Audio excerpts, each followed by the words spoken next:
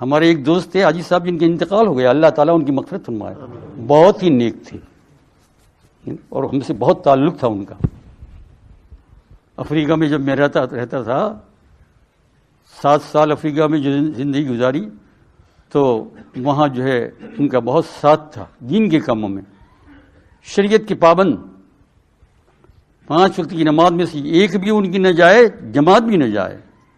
نماز ہو جائے پھر میں کہیں بیٹھا بس آ کر بیٹھ گئے۔ میں پردیسی تھا، ہندوستان سے اس وقت آیا تھا، تو بیچارے بہت ہی اور پھر کام اس قسم کا تھا کہ فوراً جھگڑے کھڑے ہو گئے، کیونکہ امر بالمعروف بدعتوں کو دور کرنے کا کام تھا، تو ساتھ نہیں دے رہے تھے یہ بیچارے آ گئے۔ کتنے نیک تھے، بڑی داستان ہی ان کی، لمبی زندگی گزاری۔ پھر جو ہے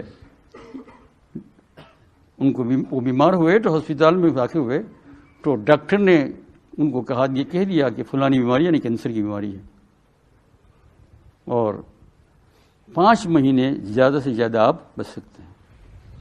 تو انہوں نے ڈاکٹر کی طرف مڑا، کتنے مہینے انگلش میں کہا بس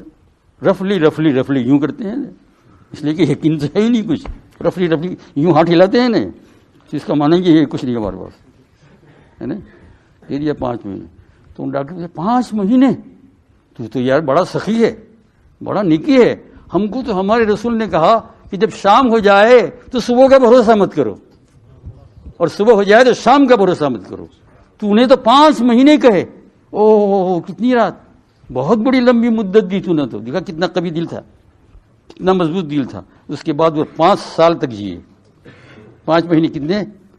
مسجد میں جاتے رہے، عبادت کرتے رہے، بہت نیک تھے۔ اللہ جل شانہ ایسے نیک لوگوں کی طفیل میں ہماری بھی بنا دے۔ تو آپ نے دیکھا بیماری یہ عذاب نہیں ہے، لیکن دل کا سکون اور چین کا کھینچ لینا، یہ کیا ہے؟ گناہ۔ اور یہ گناہ اور یہ نیکی کا کرنا، اس کے لیے وعظوں کو ضرور سننا چاہیے، کتابوں کو ضرور دیکھنا چاہیے، لیکن اوپر کی چیز جو ہے وہ ہونی چاہیے، تب بات سنو گے، تب کتاب دیکھو گے تو کام بنے گا، سمجھے نا؟ ورنہ اگر وہ اوپر کی چیز نہیں ہوگی، جس کی فکر نہیں کی، تو کوئی گناہ چھوڑنے کے اندر جس کی عادت پڑ گئی ہے کامیاب نہیں ہوگا، اور نیکیاں جو چھوٹ گئی ہے نیکیوں کے کرنے بھی کامیاب نہیں ہوگا۔ تھوڑا سا ذہن